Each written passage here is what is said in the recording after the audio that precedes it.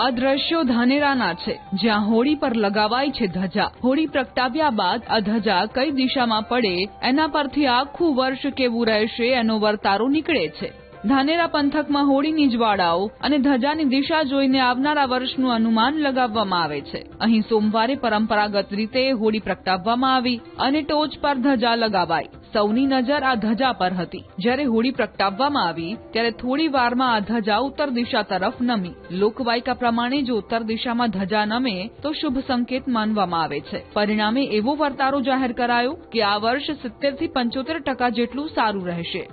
હોળી પ્રગટાવવામાં આવે છે અને ધજા કયા દિશામાં પડે છે તેના પરથી વર્ષ નક્કી થતું હોય છે। અત્યારે હોળી પ્રગટાવવામાં આવી છે અને લોકો જે છે તે હોળીની તરફ ફરીને પોતાના દીકરા દીકરીઓને હોળીની તરફ ગોળ ફેરવીને અત્યારે હોળી માતાના આશીર્વાદ લઈ રહ્યા છે। તેની સાથે જ આ વર્ષે જે છે તે ઉત્તર દિશા તરફ જે ધજા પડી છે અને તેના પરથી વર્ષ નક્કી કરવામાં આવ્યું છે કે આ વર્ષે 70 થી 75% જેટલું વર્ષ છે આ વર્ષે સારું જવાનું છે તેવી અત્યારે આગાહી કરવામાં આવી છે। દર વર્ષે આ હોળિકા પ્રગટાવવામાં આવે છે ત્યારે તેની ધજા પરથી નક્કી થાય છે, વર્ષનો વર્તાવો કાઢવામાં આવે છે। આ વખતે વર્ષ કેવું રહેશે અને આ વખતે ઉત્તર દિશા તરફ ધજા પડતા 70 થી 75% જેટલું વર્ષ સારું રહેશે તેવો વર્તાવો અત્યારે કાઢવામાં આવ્યો છે। જે ધાનેરા ગામની અંદર હોલિકા દહન કરવામાં આવે આ પાવન પર્વની અંદર એના સ્તંભ સાથે આજે ધજા ઉત્તર દિશાની અંદર પડી છે અને બપોર પછીના એના પવનો નૈઋત્ય તરફના હતા।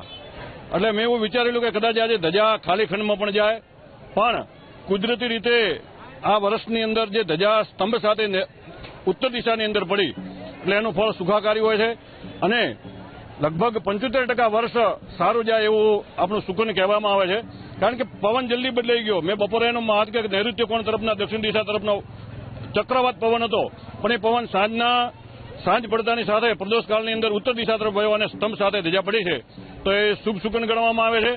અને ગામ લોકોએ અહીંયા આજે એકત્રિત થઈ અને ધાનેરાની અંદર દર વર્ષની જેમ હિન્દુ સનાતન ટ્રસ્ટ ધાનેરાના આગેવાનો અમારા બળવંતસિંહ રાવજી ભાઈ, જયેશભાઈ, પ્રેમાભાઈ, હરિસિંહ, દજાભાઈ, રામભાઈ સોની, ઘણા જણાના નામ લેવાય, પણ હવે દરેકે ભેળા મળી અને અમે ત્યાંથી વાદ્ય ગાજે અહીંયા આવ્યા છીએ અને હોલિકા દહન કર્યું છે।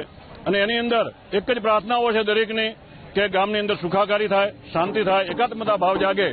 એ સાથેનો આ હોલિકા દહન માટે અમે આવીએ છીએ અને સુંદર સારું સુકન ગણાય છે। આ દ્રશ્યો ધાનેરાના છે, જ્યાં હોળી પર લગાવાય છે ધજા। હોળી પ્રગટાવ્યા બાદ આ ધજા કઈ દિશામાં પડે એના પરથી આખું વર્ષ કેવું રહેશે એનો વર્તારો નીકળે છે। ધાનેરા પંથકમાં હોળીની જ્વાળાઓ અને ધજાની દિશા જોઈને આવનારા વર્ષનું અનુમાન લગાવવામાં આવે છે। અહીં સોમવારે પરંપરાગત રીતે હોળી પ્રગટાવવામાં આવી અને ટોચ પર ધજા લગાવાઈ। સૌની નજર આ ધજા પર હતી। જ્યારે હોળી પ્રગટાવવામાં આવી ત્યારે થોડી વારમાં આ ધજા ઉત્તર દિશા તરફ નમી। લોકવાયકા પ્રમાણે જો ઉત્તર દિશામાં ધજા નમે તો શુભ સંકેત માનવામાં આવે છે। પરિણામે એવો વર્તારો જાહેર કરાયો કે આ વર્ષ 70 થી 75% જેટલું સારું રહેશે।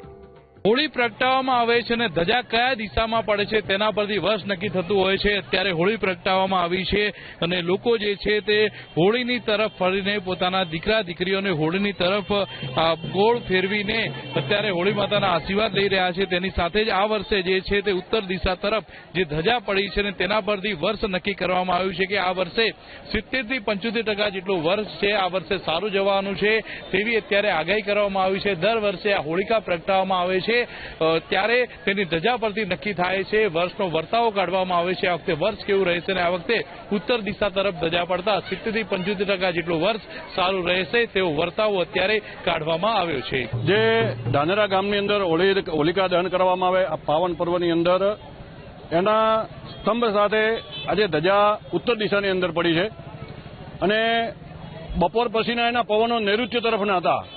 એટલે મેં એવું વિચારેલું કે કદાચ આજે ધજા ખાલી ખંડમાં પણ જાય, પણ કુદરતી રીતે આ વર્ષની અંદર જે ધજા સ્તંભ સાથે ઉત્તર દિશાની અંદર પડી એટલે એનું ફળ સુખાકારી હોય છે અને લગભગ 75% વર્ષ સારું જાય એવું આપણું સુકન કહેવામાં આવે છે। કારણ કે પવન જલ્દી બદલાઈ ગયો। મેં બપોરે એનો મહાત કે નૈઋત્ય કોણ તરફના દક્ષિણ દિશા તરફનો ચક્રવાત પવન હતો, પણ એ પવન સાંજ પડતાની સાથે પ્રદોષકાળની અંદર ઉત્તર દિશા તરફ ગયો અને સ્તંભ સાથે ધજા પડી છે તો એ શુભ સુકન ગણવામાં આવે છે।